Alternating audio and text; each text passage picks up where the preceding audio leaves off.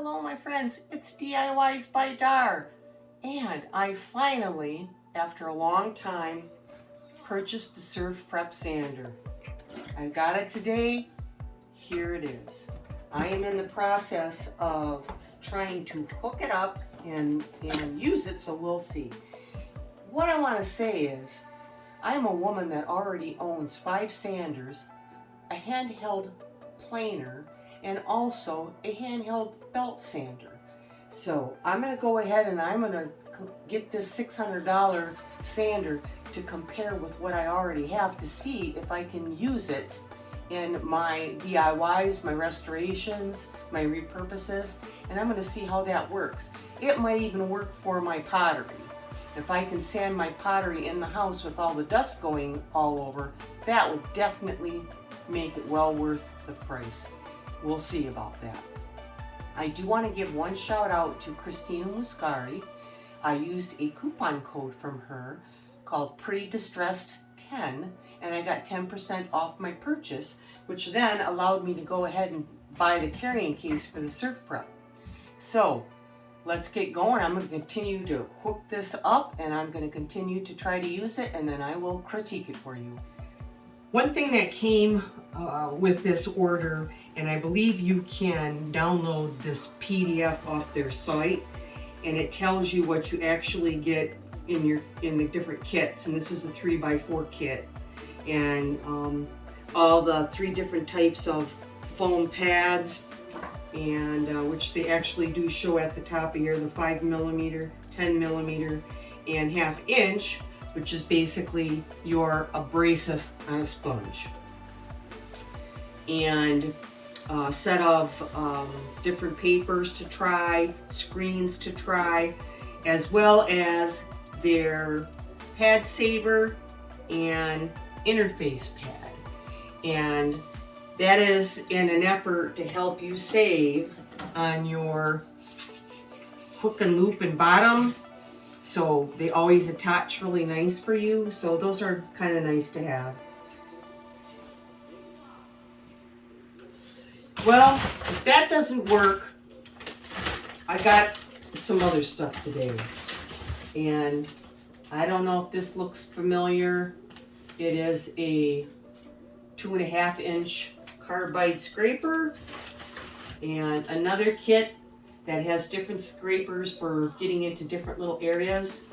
And I want to thank my friend Barry from Mad City Modern, who clued me into these tools here. And yes, I used your little link through Amazon, and they came quite quickly, so thank you, Barry.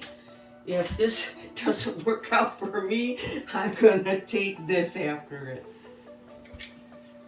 Okay, let's see how confusing I can make this for you.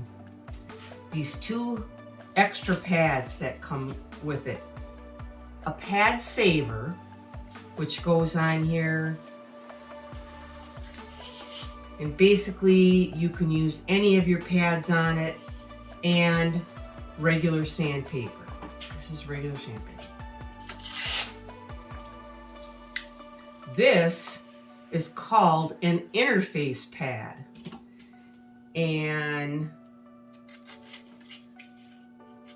oops, wrong way. And you can use your sandpaper on here, but it very much is, oh geez, the same thickness here, 1/2 inch. So it's 1/2 inch, and you put your regular sandpaper on it, and it'll basically kind of do what your spongy ones already do. Or I don't know, maybe if you needed to put another sponge on top of it to get someplace, it would work. So there is a little bit of workability there in between what you're going to put on here, how you're going to attack your piece, how you're going to get into the different grooves. I thought this would be a very good example for me to try. I'm going to start with an 80 grit. And that is in their course. And to really understand what their pads are, you need to really get one of these cheat sheets, and that'll help you out a lot. And for their course, basically they're saying it is like a 36 grit, 60 to 80 scratch, and their medium ones are 60 grit, 120 to 150 scratch. So they kind of break it down that way. And when I purchased mine, I see they sent me some 80 grit and some coarse pads in the thicker size inside the kit, but I wasn't able to order them because they were all out. So I'll keep trying if I like how this works. So I got to decide which one I want to try first. And of course I'm going to try an 80 grit. Let me put this, better put this pad saver on first. Get it over the holes.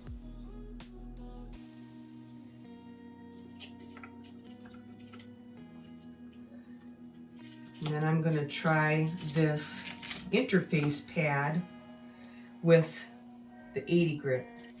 So let's put this 80 grit on there.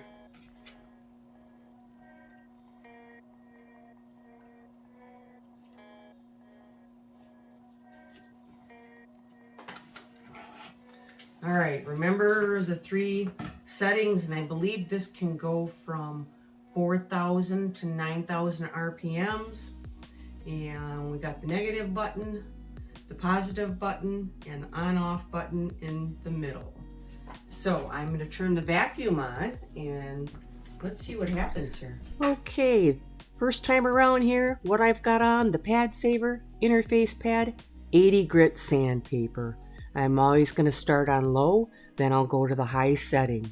It started off pretty good. It was removing a lot of the clear coat off the top, but I'm going to have to go to the high speed to really start seeing if I can rip anything off. On their cheat sheet, down in the right hand corner, they have a foam conversion chart. So here I'm going to go ahead and I'm switching to the high setting. And when I first set it on there, kind of scared myself. I really dug in and thought I would ruin the shape of that. It dug in so good. So I just had to be a little more careful here and move it around just a little bit more. Back to the meaning on this foam conversion chart. What they say is they will put this grit on the top of the surface of that sponge, but by the time that you push it down and you start to get into the sanding, then that changes it to a scratch rate. So their coarse pads, which are their heaviest sponge pads, are supposed to be a 36 grit, which will take it to like a 60 to 80 scratch.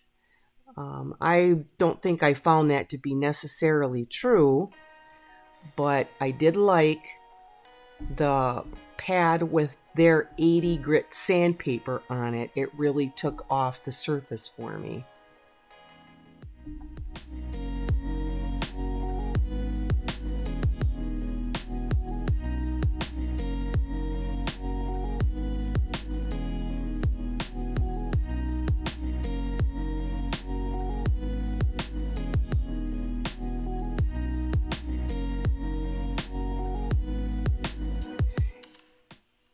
At this point, I'm leaving the pad saver on. I'm going to take a 10 millimeter coarse sponge, and then I'm going to start it at the low speed. So this is supposed to be like a 60 to 80 scratch, like I just used with the sandpaper. So I'm kind of comparing. And of course, low speed first, then I'll go ahead and I'll bop it up to the high.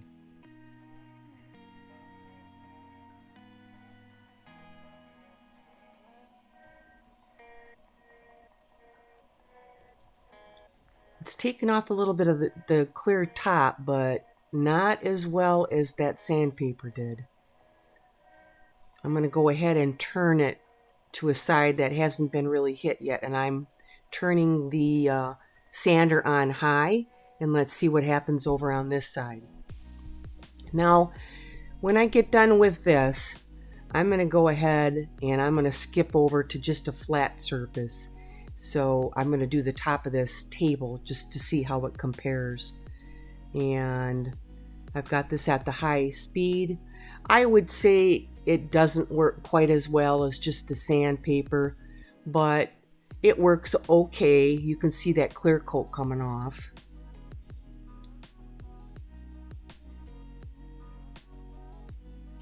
Always remember to wear ear protection, although this is not very loud, and respiratory protection, eye protection.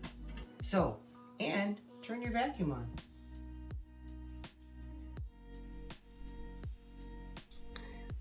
All right, on the flat surface, I'm just gonna put the pad saver on there with their 80 grit sandpaper, starting with low, then I'll go to high. And the only thing that I have on this table is I sprayed it with shellac out of a can. And I probably sprayed it pretty good because it was a work table. You can see a little bit of that coming off. Not really working fast. I'm going to turn this up to high.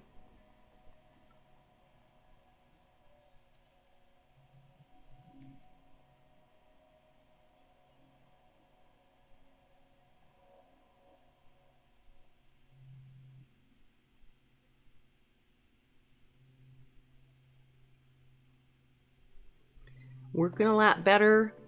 That clear coat is coming off the top of there. I'm starting to get down to the bare wood already. So I do like that. That part works good with that 80 grit sandpaper on their pad saver for a flat surface. Works pretty good.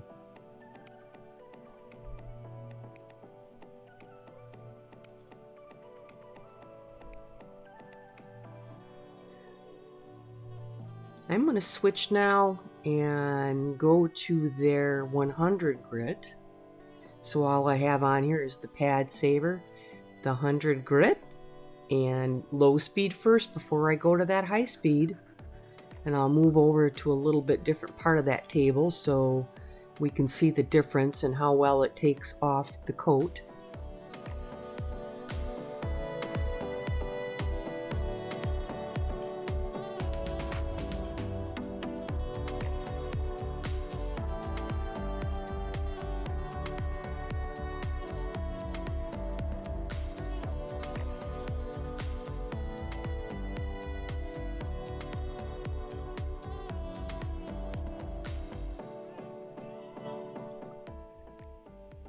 I'm going to high because I'm not really making too much progress there, just a little bit. Let's see what the high is going to do for me here with the 100 grit.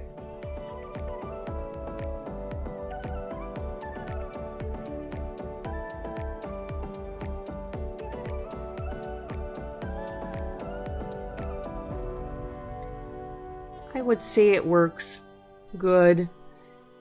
You would have to spend a little more time sanding to get back down to that wood, but all in all, it wasn't that bad.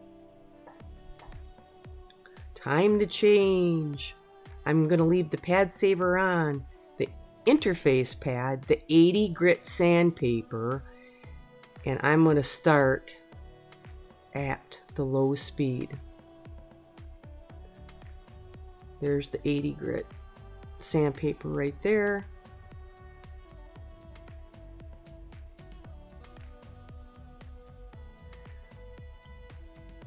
Putting that interface pad on, that is what is going to give you that give and take for curves. So we'll see if it can work as well as just the straight sandpaper.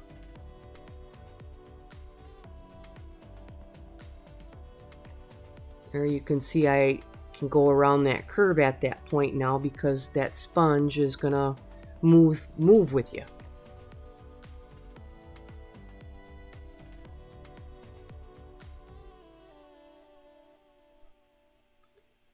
Now I've got it on high.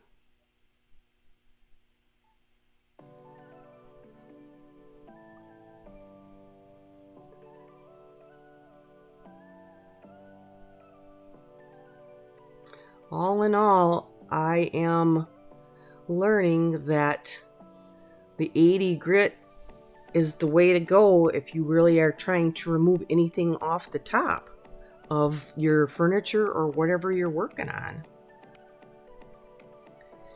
Okay, I'm going to try just the pad saver with the 10mm coarse sponge. This is supposed to be, the coarse is supposed to be their equivalent to 60 to 80 grit. And I'm going to go on that very end of that table. I'll start slow again, of course, before I go to the fast mode.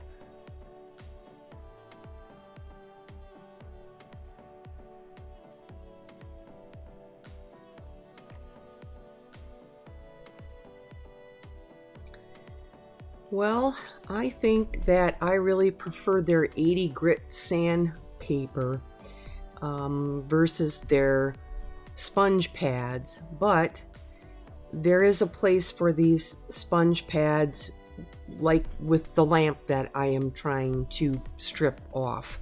So I wouldn't completely give up on this sander. I mean, it's just, you know, you need the right tool for the right job.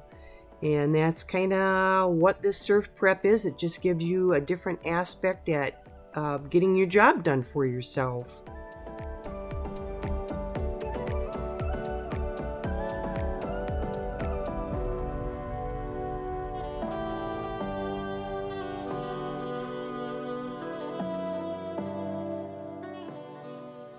All right, I have a piece of pottery which I can sacrifice because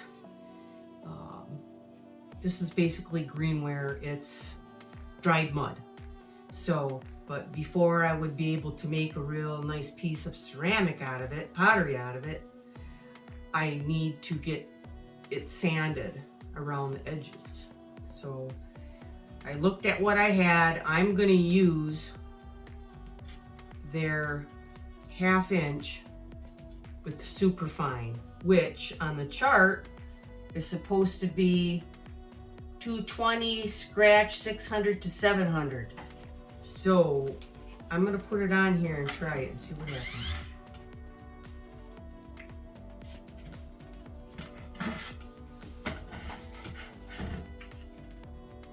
I'm gonna turn it on low.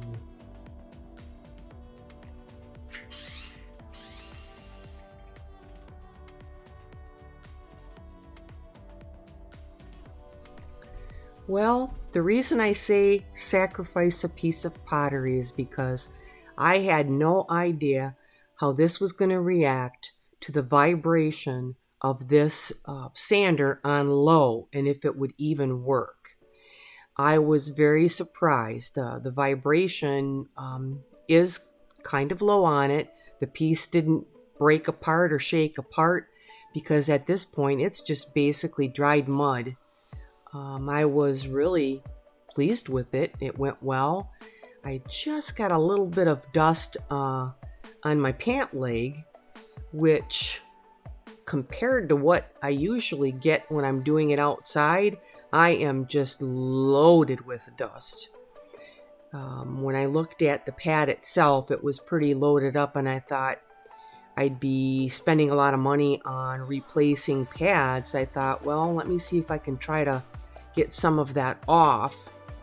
And it did work when I took another piece of sandpaper and scratched it off and turned it on and kind of went back to its original state so I could use it for a longer time.